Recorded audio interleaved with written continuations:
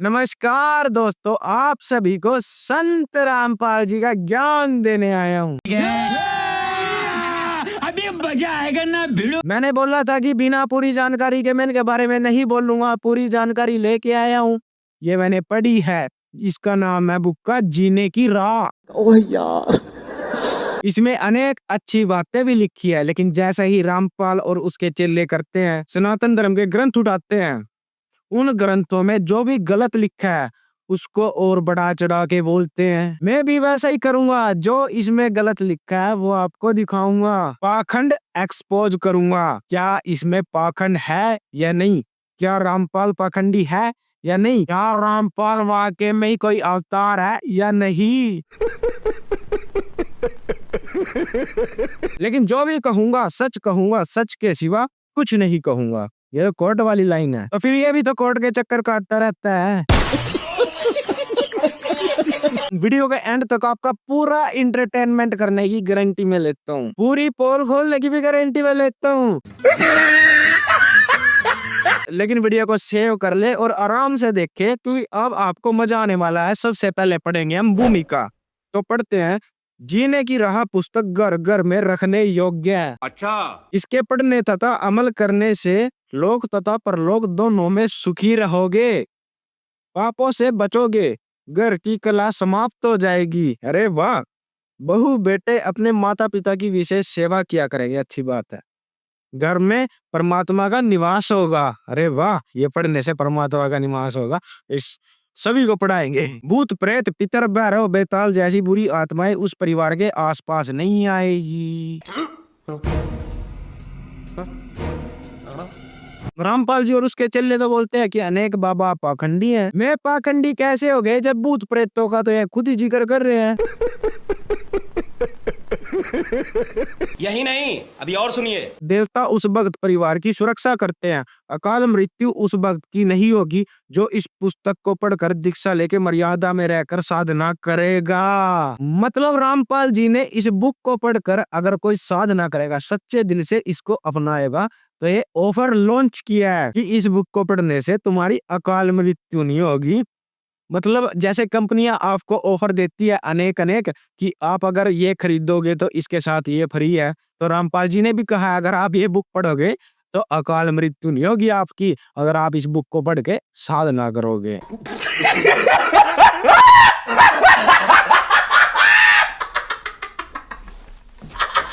हम आगे पढ़ते हैं। इस पुस्तक को पढ़ने से उजड़े परिवार बस जाएंगे, अच्छी बात है। जिस परिवार में यह पुस्तक रहेगी उसको पढ़ेंगे, जिसके कारण से नशा अपने आप छूट जाएगा। अरे वाह! मेरे बहुत अनेक दोस्त हैं जो नशा नहीं छोड़ पा रहे। मैंने उनको समझाया, वे फिर भी नहीं छोड़ रहे। उन सभी को फिर मैं ये बुक बांट दूं। वे बेचारे नशा ही नहीं छोड़ पा रहे हैं। कुछ व्यक्तियों को तो नशा मुक्ति में ले गए, लेकिन वहां भी नशा नहीं छूटा। ये किताब छुड़वा देगी।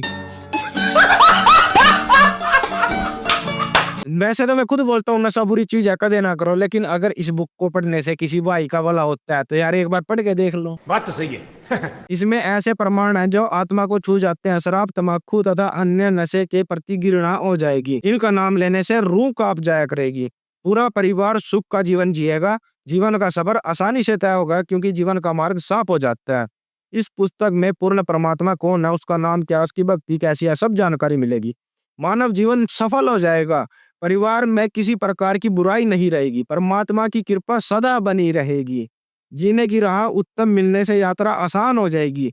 जो इस पुस्तक को घर में नहीं रखेगा वह जीवन की राह उत्तम न मिलने से संसार रूपी वन में भटककर अनमोल जीवन नष्ट करेगा। मतलब जो व्यक्ति इसको घर में नहीं रखेगा बुक को, उस व्यक्ति का जीवन नष्ट हो जाएगा।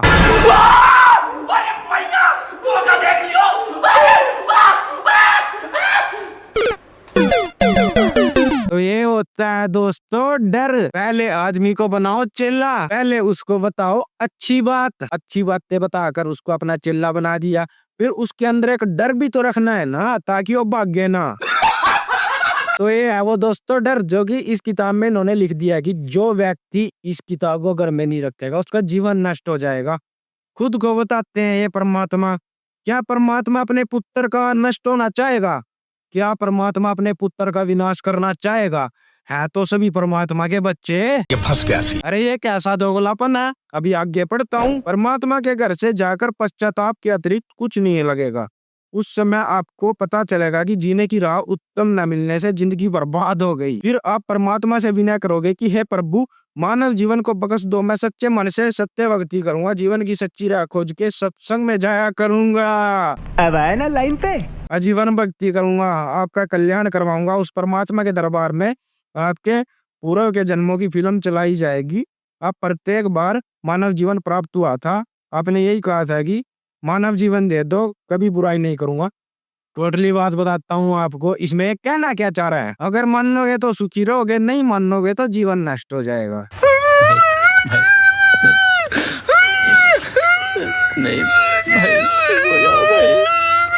और इसमें किस परमात्मा का जिक्र है वो भी मैं आपको बताऊंगा। आगे आगे वीडियो में आपको पता चलेगा।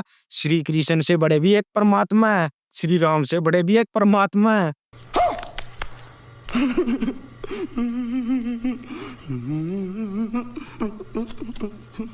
सुनाऊंगा पूरा, लेकिन आपको पूरा देखना पड़ेगा। मेरे कोई टाइम पास करने नहीं आ रहा, इसको एडिटिंग करने में काफी टाइम लगेगा। कई दिनों में एडिट हो गई वीडियो आपके सामने आएगी। जब भी देख के आराम से देख के और सभी को शेयर भी करना, अनेक व्हाट्सएप ग्रुपों में भेजना कि ये सच्चाई देखो। अब दोस्तों इसी जीने की राह बुक का पेज नंबर 17 ओपन करिए और नीचे आज भाई को फुर्सत है उसको पढ़िए।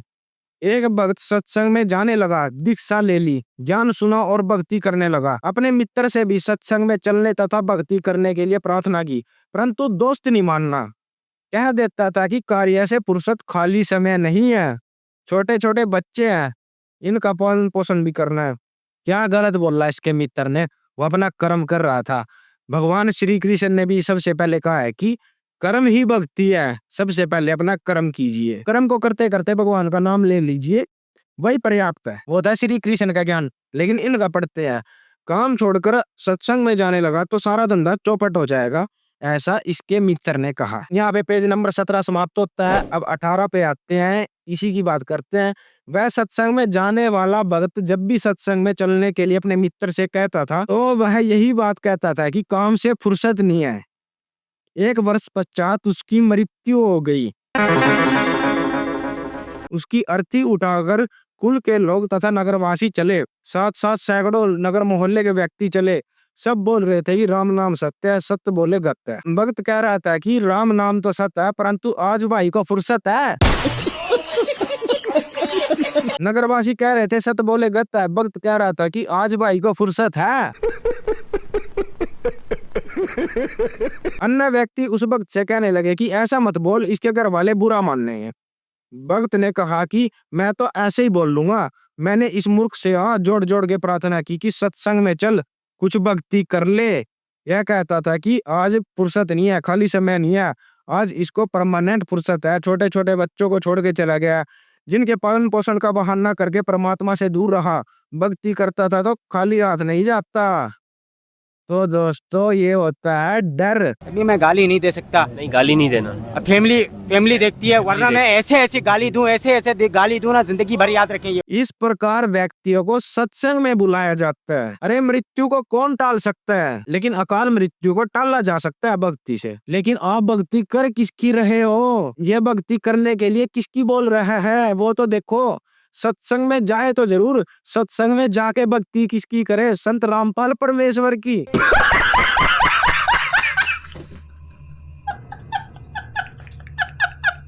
इस प्रकार भक्तों में एक डर फैलाया जाता है ताकि वे सत्संग में आ सके, भीड़ बनी रह सके।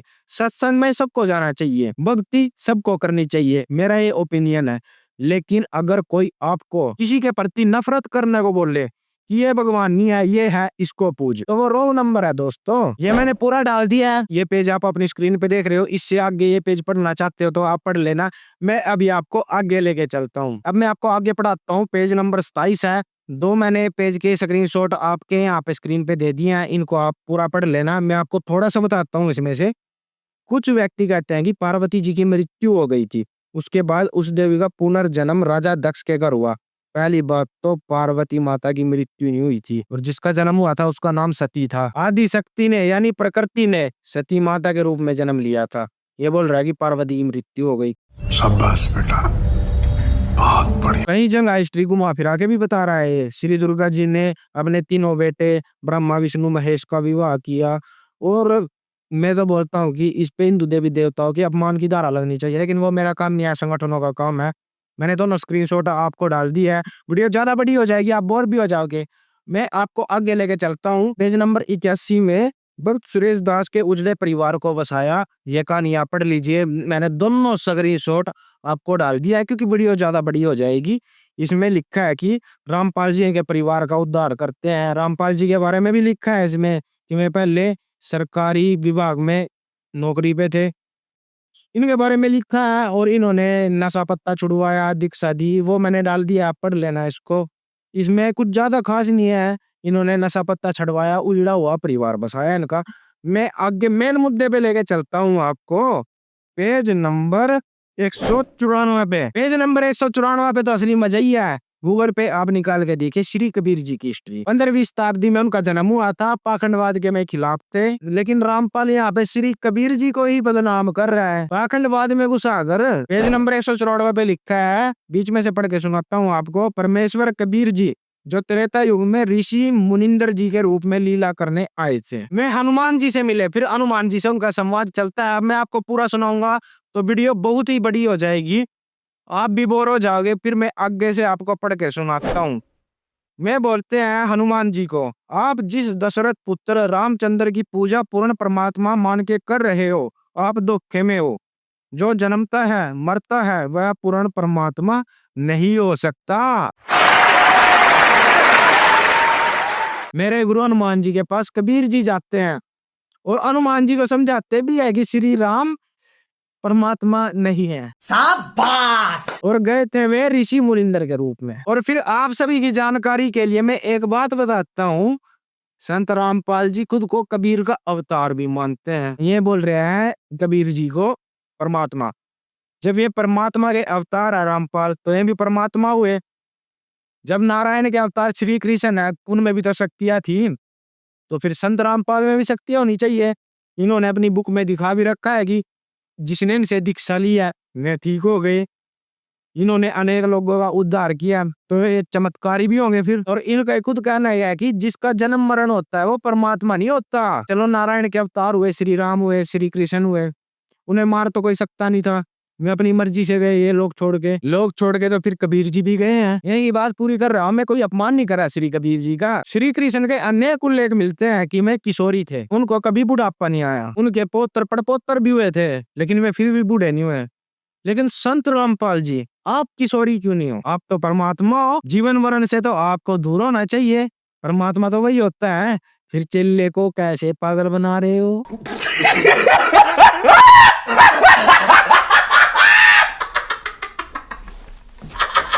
जो ज्ञान आप जनता को दे रहे हो, ज्ञान आप पे भी तो लागू होता है। जब आप खुद को परमात्मा कह रहे हो, मृत्यु आपकी मतलब होगी नहीं। संत रामपाल जी अमर है, क्योंकि परमात्मा तो संत रामपाल को ही बना रखा है इन्होंने।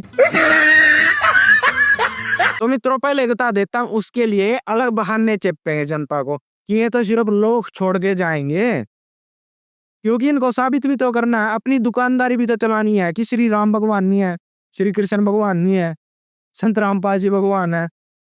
उनको भगवान ना बताकर खुद को भगवान बताना है, खुद की दुकानदारी चलानी है। और फिर कभी मृत्यु होगी इनकी तो बोल देंगे कि लोग छोड़ के चले गए।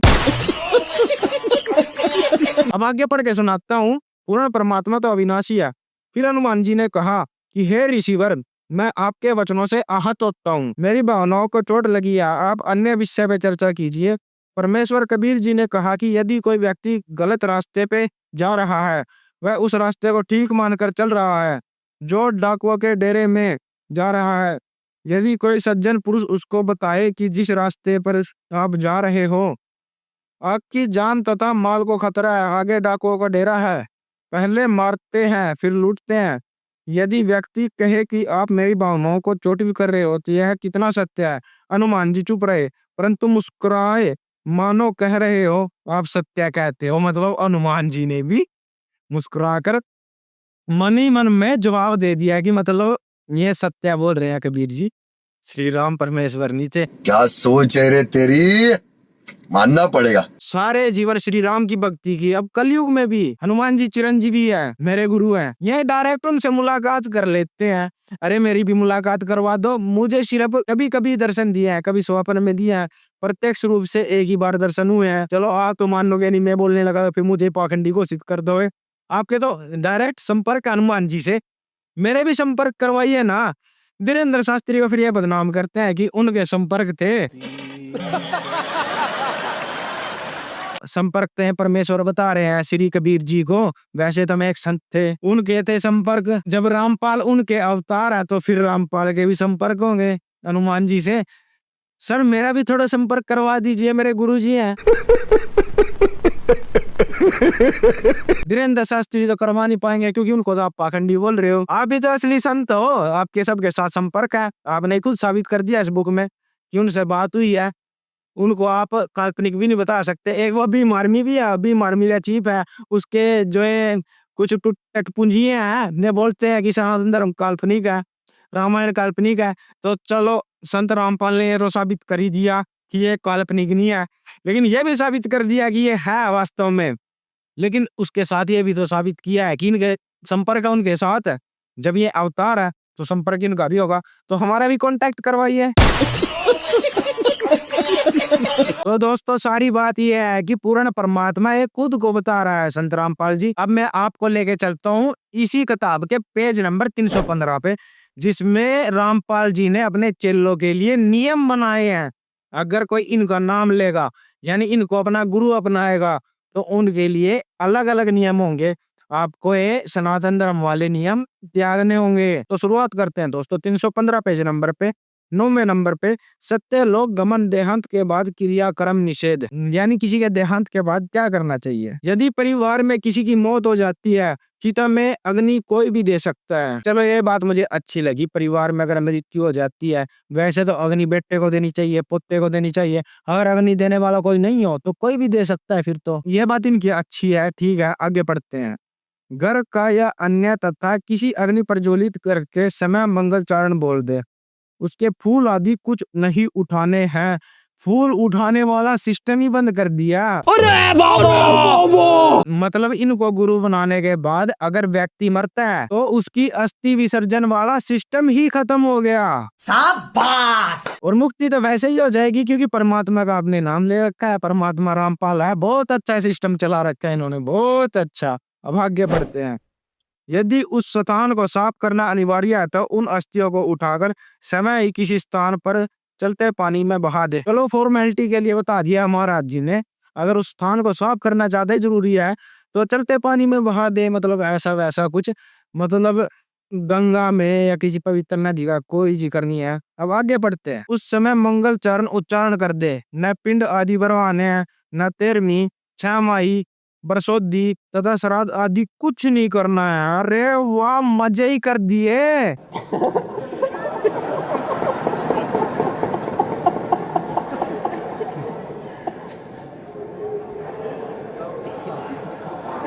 सारी फैसिलिटी दे दी। आजकल के लोग अपने माँ बाप को घर में रखते नहीं है, वृद्धाश्रम में रखते हैं। बस क्या करें वे, इस परमेश्वर रामपाल का नाम ले ले, फिर उनको हर एक चीज से छुटकारा मिल जाएगा, श्राद्ध से भी। तेरहवीं वगैरह कुछ नहीं करनी है। इस बात से तो मुझे पता चल गया है कि ये किसी का विरोधी नहीं है, एक ब्राह्मणों का विरोध कर रहा है। हूँ तो मैं भी ब्राह्मण समाज से, लेकिन मैं वो पूजा पाठ वाला नहीं हूँ, मैं भक्ति कर लेता हूँ बस, ठीक है। आधे कुछ से ज्यादा पाखंडी है, कुछ नहीं भी है। एक व्यक्ति से बिरादरी नहीं होती, एक व्यक्ति के कारण काफी लोग बदनाम हो जाते हैं। वैसे ये भी कौन सा संत है। वो दिन की इन्फॉर्मेशन के लिए मैं पहले बता देता हूँ, कभी बाद में ब्लेम डालते फिरे कि इनका धंधा खत्म हो जाएगा। श्राद्ध में ये जीमते हैं, खीर खा के आते हैं, पता नहीं क्या क्या दान लेते हैं। भाई कहीं भी आके मेरे गांव में भी पता कर लो, मैं किसी से दान नहीं लेता, मैं विश्वास नहीं करता इस चीज में। मैं दान देने में विश्वास रखता हूँ, लेकिन सारे ब्राह्मण दान लेने वाले नहीं होते, अलग भी होते हैं। लेकिन मेरा विश्वास है उनमें दान करने का, क्योंकि एक सोर्स भी तो होता है। जैसे आप मूर्ति की पूजा करते हो, उसमें आपने भगवान मान रखा है, आप ब्राह्मण को दान कर रहे हो तो उसमें भगवान मान लिया आपने कि इसको दे दिया हमने उसके नाम का, ये हमें दुआ देगा, ये हमें आशीष देगा, आशीर्वाद देगा, वो हमारे पूर्वजों के पास पहुंचेगा। ये एक सोर्स होता है। मैं विधान करता हूँ, लेता तो मैं हूं नहीं, लेकिन सोर्स बता रखा है। और जिसकी भी जलती है ब्राह्मणों से, मैं उनको बता देता हूँ, आप गौ माता की सेवा करिए।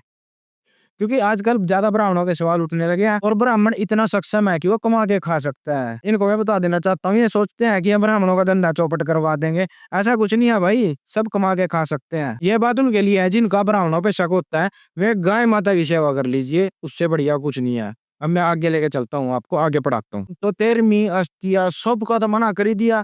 इन्होंने आगे ये भी लिखा है कि किसी भी अन्य व्यक्ति से हवन आदि भी नहीं करवाना है।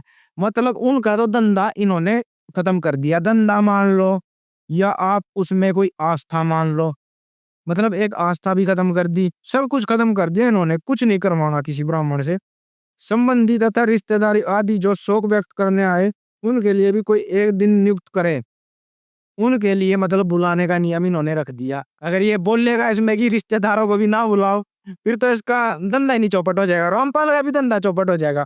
ये बात इसने सोच समझ के यहाँ लिख दी कि उनको तो बुला लो एक दिन निश्चित करके। क्यों भाई, उनको भी क्यों बुलाता है, मत बुला।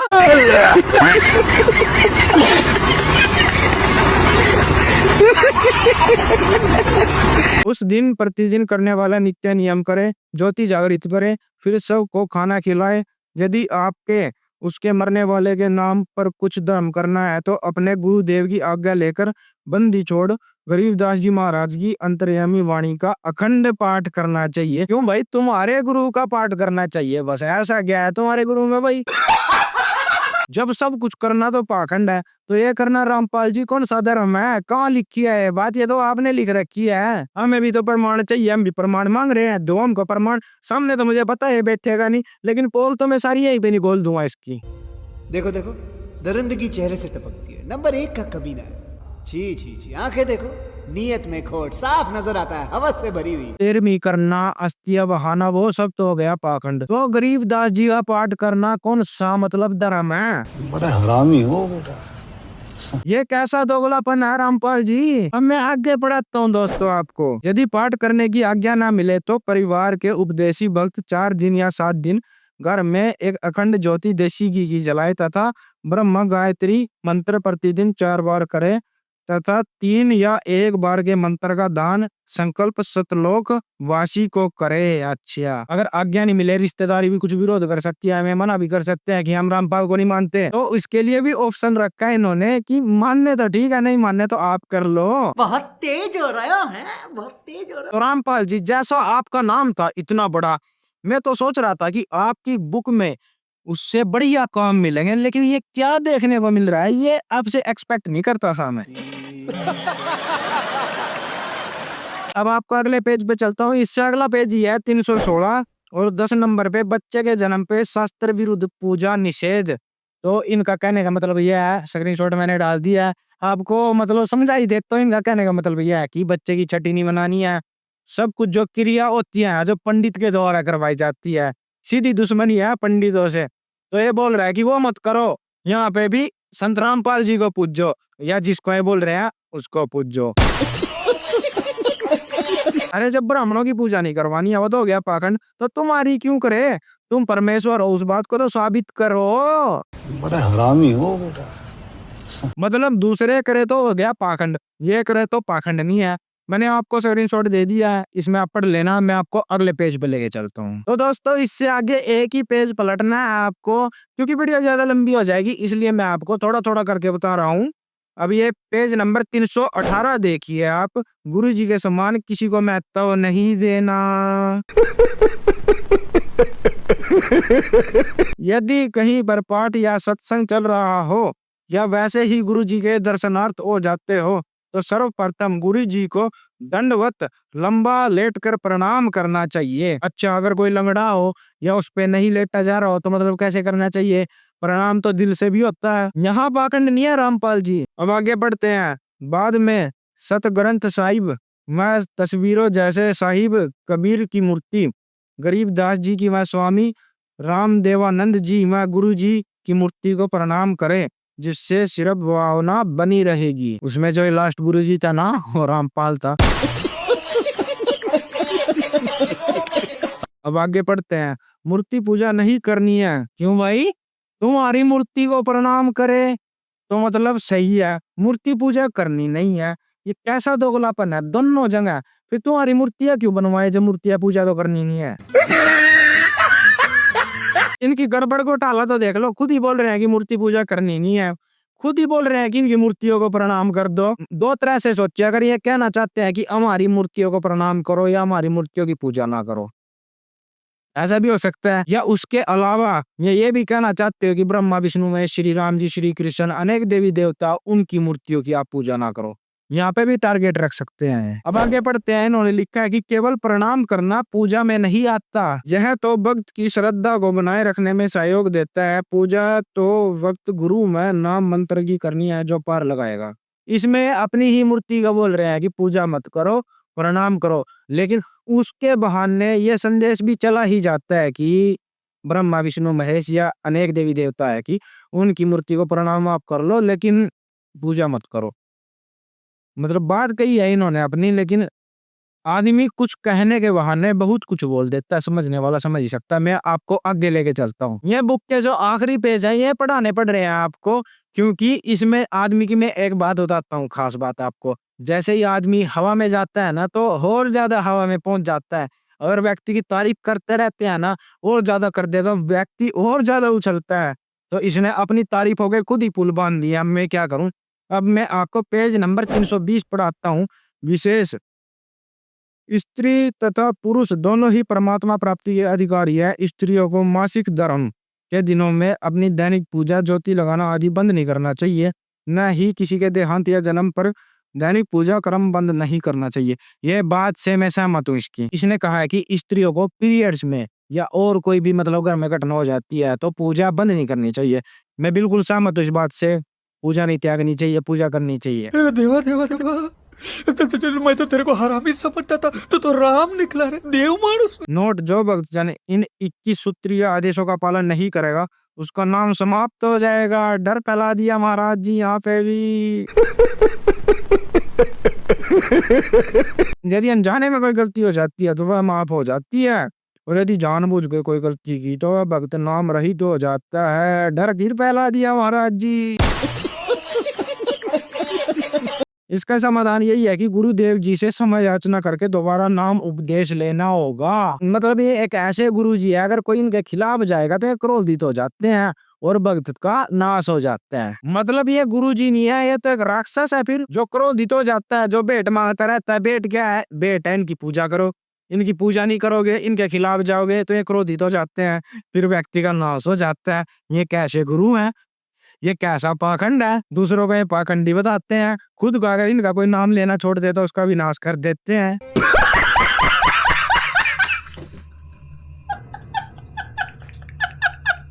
और दोस्तों जो सबसे बड़ा पाखंड एक्सपोज होता है वो होता है पेज नंबर 322 पे। भक्तमती विजय लक्ष्मी पर असीम कृपा हुई। मैं विजय लक्ष्मी दौसा राजस्थान की रहने वाली हूँ। मैं हिंदू धर्म की मान्यताओं के अनुसार सभी देवी देवताओं की पूजा व्रत आदि करना, पितृ पूजा, मंदिरों में जाना आदि करती थी। मेरे पास 20 गाय थी। अमावस्या के दिन 40 किलो दूध की खीर बनाती थी। खीर नहीं बनाओ तो दूसरे दिन गाय दूध नहीं देती थी, और देती भी थी तो आधा दूध आधा खून देती थी। मैं सब करते हुए भी दुखी रहती थी। मेरे कभी कमर में दर्द, कभी पेट में दर्द रहता था। मेरे खुद की बच्चेदानी में कैंसर हो गया था। मैंने उसका इलाज जयपुर जाना अस्पताल में, सवाई मानसिंह अस्पताल में करवाया, कुछ भी फायदा नहीं हुआ। दवाइयाँ चलती रहती थी। इसी दौरान परमात्मा को शायद मुझे अपनी शरण में लेना था। मैं भगवान को आत्मा से पुकारती थी, हे भगवान, अगर आप इस धरती पे हैं तो मुझ पर कृपा करे। तभी हमारी जिंदगी में एक नया मोड़ आया। सन 2013 में मेरे भाई ने सतगुरु रामपाल जी महाराज का ज्ञान समझकर नाम उपदेश ले लिया। हमारे सारे दुखों से मेरे माता पिता और मेरा भाई परिचित थे। पूर्ण परमेश्वर को ज्ञान समझकर मेरे भाई ने संत रामपाल जी महाराज से नाम उपदेश लेने को कहा। मेरे भाई के कहने पे हमने सतलोक आश्रम बरवाला में जाने का मन विचार किया। मेरे घर में पितर पूजा के कारण जब हमारी गाय का बछड़ा होता था तो उस गाय के दूध की खीर बनती और भोग लगाना पड़ता था, नहीं तो गाय दूध नहीं देती थी। भैया को ये बात बताने पे भैया जी ने मुझे कहा कि सब कुछ परमात्मा संत रामपाल जी महाराज पे छोड़ दो, दूध को बिना भोग लगाए दूध खरीदने वाले को दूध बेच देना। मैंने अपनी गाय का दूध ड्रम में डालकर पूजा स्थल जहां पर पूजा करते थे वहां पर जाकर दंडवत प्रणाम करके कहा कि हे भैया के भगवान, क्योंकि मुझे यह ध्यान नहीं था कि गुरुदेव का नाम संत रामपाल जी महाराज है। अच्छा, मतलब थोड़ा बहुत चटपटा वो डालना पड़ता है ना, नाम भी नहीं पता था। और फिर इन्होंने मतलब याचना लगाई, दंडवत प्रणाम करके, हे भगवान ध्यान नहीं था, हम पर दया करना, कुछ भी गलत ना हो, मैं आपके आश्रम जरूर आऊंगी। 15 दिन बाद 27 तारीख 12वां महीना 2013 को मैंने आश्रम जाकर सतगुरु जी से नाम उपदेश आशीर्वाद ले दिया। आशीर्वाद लेने मात्र से मेरे शारीरिक कष्ट दूर हो गए। इनका दवाइयां लेना तक बंद हो गया दोस्तों। इनके पेट में बच्चेदानी में कैंसर था। रामपाल जी का नाम लेने से इतने बड़े बड़े कैंसर ठीक हो जाते हैं। मतलब दवाइयां लेने की जरूरत ही नहीं पड़ती। धीरेन्द्र शास्त्री तो पाखंडी है। मैं पर्ची तो बताते हैं, मैं किसी का इलाज नहीं करते। वैसे मैं आपको एक बात बताता हूँ, मैं आपको तकलीफ बता देते हैं किस वजह से आपके घर में क्या तकलीफ है, अर्जी लगा देते हैं। लेकिन रामपाल जी ने तो पाखंड का सांचा ही तोड़ दिया। रामपाल जी का नाम लेने मात्र से तो बच्चेदानी का कैंसर ठीक हो जाता है, पेट दर्द ठीक हो जाता है, कमर दर्द ठीक हो जाता है, दवाइयां लेने की जरूरत नहीं पड़ती। धीरेन्द्र शास्त्री तो गलत आदमी है जो कैंसर का हॉस्पिटल बनवा रहा है, क्योंकि धीरेन्द्र शास्त्री इतने पाखंडवाद को बढ़ावा नहीं देता। उसको पता है कैंसर जैसी बीमारियां अस्पतालों से ठीक होती है। अरे धीरेन्द्र शास्त्री जी, क्यों कैंसर का अस्पताल बनवा रहे हो? रामपाल जी का नाम उपदेश दिला दो लोगों को, कैंसर ऐसे ही ठीक हो जाते हैं लोगों के।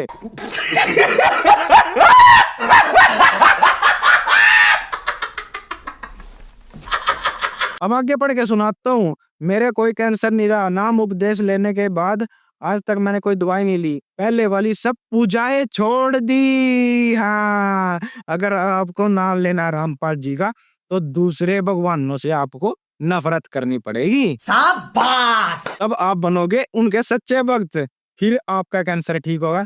अरे रामपाल जी, मेरी माँ के भी गुर्दे खराब हैं, मैं भी बीमारी रहती है अक्सर, उनको भी ठीक कर दीजिए, फिर मैं आपको एक सच्चा संत मानूंगा। लेकिन आप कंडीशन रखोगे, अगर आप एक सच्चे परमात्मा हो तो ऐसे ठीक करके दिखाओ, फिर हम आपको एक सच्चा परमात्मा मानेंगे। और मैं जुबान करता हूँ, ये जुबान है एक पंडित की, एक सनातनी की। मैं सबकी पूजा छोड़ दूंगा अगर आप मेरी माता के गुर्दे ठीक करते हो बिना दवाइयों के, फिर मैं आपको एक परमात्मा मान लूंगा। सच्ची में धरती पे परमात्मा है, नहीं तो सबसे बड़े पाखंडी आप हो जो बिना दवाइयों के लोगों को ठीक कर देते हो। फिर तो मोदी जी से भी कहना चाहता हूँ मैं, हेलो मोदी जी और उनके अंधभक्तों, कैंसर के हॉस्पिटल बनाने बंद कर दो, एम्स बनाने बंद कर दो। एक नए बाबा जी आए हैं, संत रामपाल जी, ऐसे ठीक कर देते हैं, बस नाम लेना पड़ता है उनका। हाँ जी धीरेन्द्र शास्त्री जी, आप भी जो कैंसर का हॉस्पिटल बनवा रहे थे, आप भी बंद कर दो। संत रामपाल जी सब ठीक कर देते हैं, बस नाम लेना पड़ता है। और दूसरे देवी देवताओं से नफरत करनी पड़ती है, उनकी पूजा बंद करनी पड़ती है। अब आगे भी पढ़ते हैं। मेरे इस परिवर्तन को देख के मेरे पति, जिनको अस्थमा का रोग था, रोज एक कैप्सूल पंप द्वारा लेते थे। मेरे बेटे को भी अस्थमा थी, दोनों बाप बेटे की दवाई चलती थी। वो भी सतगुरु देव जी की शरण में जाकर इस रोग से मुक्त हो गए, अस्थमा का भी इलाज हो गया।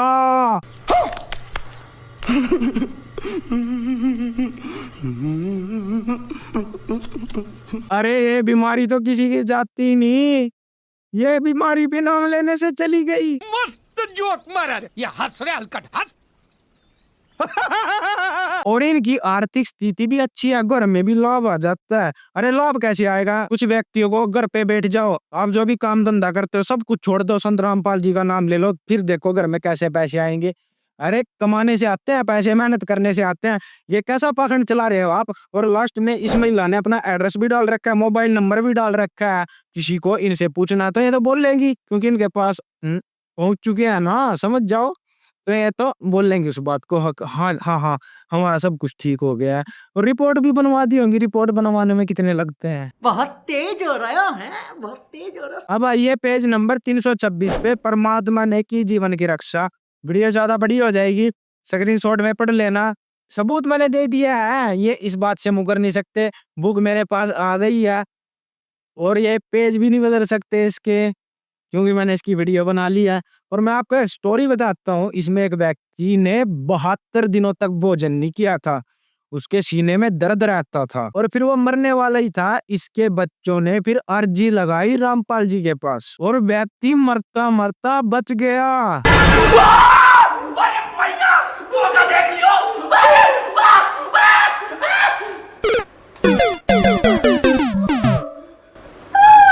मतलब महादेव वाला, श्री महर्षि मार्कंडे वाला, यमराज वाला सिस्टम ही खत्म।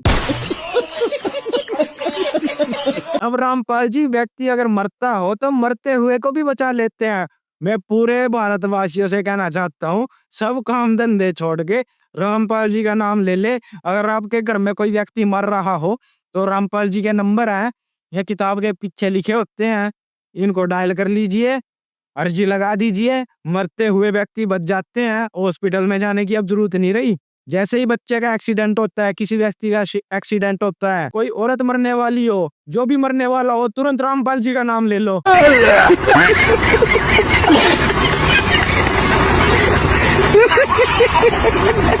अर्जी लगा दो, व्यक्ति मरते मरते बच जाता है। अब यमराज वाला सिस्टम भी महाराज जी ने खत्म कर दिया।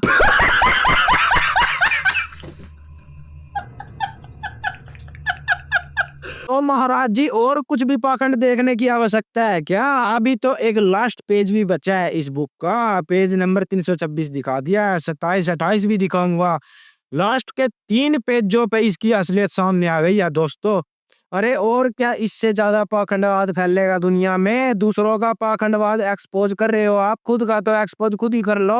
वो हमको करना पड़ रहा है यहाँ पे कहीं के दिन एडिटिंग करके। अब दोस्तों, मैं आपको लेके आया हूँ पेज नंबर 327 पे। पिछले वाले का भी नंबर दिया हुआ था, पहुंच रहे हैं उनके पास में। 3-4 बंदे हैं जिनके पास पहुंच रहे हैं और मैं इसका गुणगान पक्का गाएंगे, आप फोन करके पूछ लो। और मैं आपको पेज नंबर 327 पे पढ़ाता हूँ। सत भक्ति करने से कैंसर व किडनी रोग ठीक हुआ। मैं भक्तमती जय श्री दासी, गांव सुलगांव, जिला खंडवा, तहसील पुनासा, मध्य प्रदेश की निवासी हूँ। मेरी शादी के 8 साल बाद मेरी तबीयत खराब हो गई थी। मेरे पति ने मुझे गांव के आसपास सभी डॉक्टरों से दिखाया, परंतु कोई फायदा नहीं हुआ। मेरी हालत और खराब होती गई। फिर मुझे इंदौर मेडिकेयर हॉस्पिटल में भर्ती कराया, जहाँ पे 15 रोज तक भर्ती रही। मेरी एक जांच मुंबई में हुई, जिसमें 25,000 रुपए खर्चा हुए, जिसमें पता चला कि मेरी दोनों किडनियों में इन्फेक्शन है और आजीवन गोली खानी पड़ेगी। 6 साल तक मेरा इलाज डॉक्टर असंद रियाज के पास चला, लेकिन कोई फायदा नहीं हुआ। उसके बाद हमने इंदौर में IG चौराहा स्थित अनूप नगर में डॉक्टर नरेश पावा MD फलाना ढिमकाना से इलाज करवाया। मेरे इलाज पर 5 लाख रुपए खर्च हुए थे और दवाई 15,000 रुपए प्रति महीना खर्च आता था। उस समय मेरी उम्र 26 साल की थी। संतान रूप में एक बेटा था, लेकिन 1 साल तक इलाज करने के बाद डॉक्टर नरेश ने बोल दिया कि यह लड़की 10 साल से ज्यादा जीवित नहीं रहेगी। डॉक्टर ने बोल दिया था दोस्तों, 10 ही साल तक जीवित रहेगी, मरने वाली है। अब आगे सुनना, यह वचन मेरे परिवार पर वज्रपात से कम नहीं थे, क्योंकि जब अंतिम समय निर्धारित ही हो जाए तो जीवन का शेष समय मौत से भी कठिन हो जाता है। उस समय पूर्ण परमात्मा ने जोत से जोत जगाई। मेरी मौसी जी की बेटी रेखा को कैंसर की बीमारी थी। सन 2013 में उन्होंने संत रामपाल जी महाराज जी के नाम का उपदेश दिया। सतभक्ति करने से उनका कैंसर रोग भी ठीक हो गया। उन्होंने ही मुझे नाम उपदेश लेने के लिए प्रेरित किया। मैंने 22 अप्रैल 2018 को नाम उपदेश दिया। पूर्ण विश्वास से सतभक्ति करने से 15 दिन के अंदर ही मेरी गोली दवाई बंद हो गई। मौत निर्धारित थी दोस्तों इसकी गोलियां भी बंद हो गई, कैंसर भी ठीक हो गया। नहीं भाई, अगर तू मेरे सामने बैठ गया तो मैं साबित कर दूंगा तू परमेश्वर नहीं है, ना किसी का अवतार है। अरे इससे ज्यादा क्या पाखंड होगा दोस्तों? ये तो दवाइयां लेने को ही बंद कर देता है। सिर्फ नाम लेने से ही, उपदेश लेने से ही व्यक्तियों के कैंसर ठीक हो रहे हैं। अब आगे बढ़ते हैं। सतगुरु रामपाल जी महाराज की दया से आज मैं बिल्कुल ठीक हूँ। आज मैं पहले जैसा सारा काम कर लेती हूँ। मैं एक किसान परिवार से हूँ। आज मैं खेती में काम करती हूँ, खेतों में भी काम कर रही है। चाहे तो मरने वाली थी, दवाइयाँ भी लेनी छोड़ दी और कैंसर भी ठीक हो गया। अब खेतों में काम करती फिर रही। अरे वाह, जिंदगी हो तो ऐसी हो। जिंदगी हो तो ऐसी हो। अब आगे पढ़ते हैं। जबकि बीमारी जैसे मैं अपना खाना भी खुद नहीं बना पाती थी। अगर आपको मेरा अनुभव पढ़कर कुछ पूछना चाहे तो मेरा नंबर आगे नंबर एड्रेस भी दे रखा है। पहुंच रहे हैं। पैसा ही पैसा होगा। मस्त प्लान है। तो ये थी दोस्तों रामपाल जी की महान कहानियां, महान गाथाएं, महान पाखंड। ओ सॉरी, पाखंड तो इनको हम बोल नहीं सकते, ये तो परमात्मा है। मैं पूछना चाहता हूँ रामपाल जी, आपके अंदर इतनी असीम शक्तियां आई कैसे कि आप बिना हॉस्पिटल में जाए कैंसर ठीक कर देते हो? किडनी आप ठीक कर रहे हो लोगों की। आपका नाम लेने से गाय के जो मतलब थनों से दूध आता है, फिर उनकी गायों के थनों से खून आता है, वो भी बंद हो जाता है। मतलब ऐसी क्या शक्ति है आपके नाम के अंदर? या तो श्री राम की शक्ति है। श्री राम को तो आप मान नहीं रहे, उनको तो आप बता ही रहे हो कि वह परमात्मा नहीं है। मतलब ऐसी क्या शक्ति है कि आपका नाम लेने से भूत प्रेत भी निकट नहीं आवे? क्यों, हनुमान जी से तो आप बड़े ही हो गए हो, क्योंकि हनुमान जी बड़ा मानते हैं श्री राम को। जब आप श्री राम से ही बड़े हो गए हो तो हनुमान जी की तो कोई कहानी ही नहीं समझते आप। भूत प्रेत इनके नाम लेने से निकट नहीं आते। मतलब ऐसी क्या चमत्कारी शक्ति है आपके पास? क्या राज है आपकी चमत्कारी शक्ति होगा? तो ये था दोस्तों आप सभी के सामने इसका असली चेहरा। दूसरों को पाखंडी बोलता है, खुद को संत बोलता है। मतलब सारी बात ये कहना चाहता है कि दूसरों की दुकानें चलाना बंद करो, मेरी दुकान चलाओ। अरे तूने कौन सा दुकान में शीशे लगवा रखे हैं?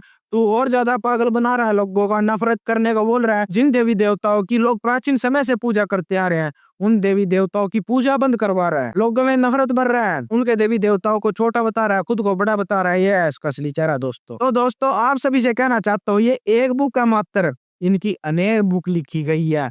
सबकी पोल खोल लूंगा, लेकिन उसके लिए सब्सक्राइब के पास वाली घंटी दबा दे। और ये वीडियो है ना, अगर आपको चाहिए कि मैं आगे बनाता रहूं, ऐसे ही लोगों की पोल खोलता रहूं, सनातन धर्म के खिलाफ जो भी आवाज उठाता है उनको एक्सपोज करता रहूं, तो ज्यादा से ज्यादा शेयर करिए, व्हाट्सएप ग्रुपों में शेयर करिए और कमेंटों में जय हिंद, जय भारत, जय श्री राम, हर हर महादेव जरूर लिखिए।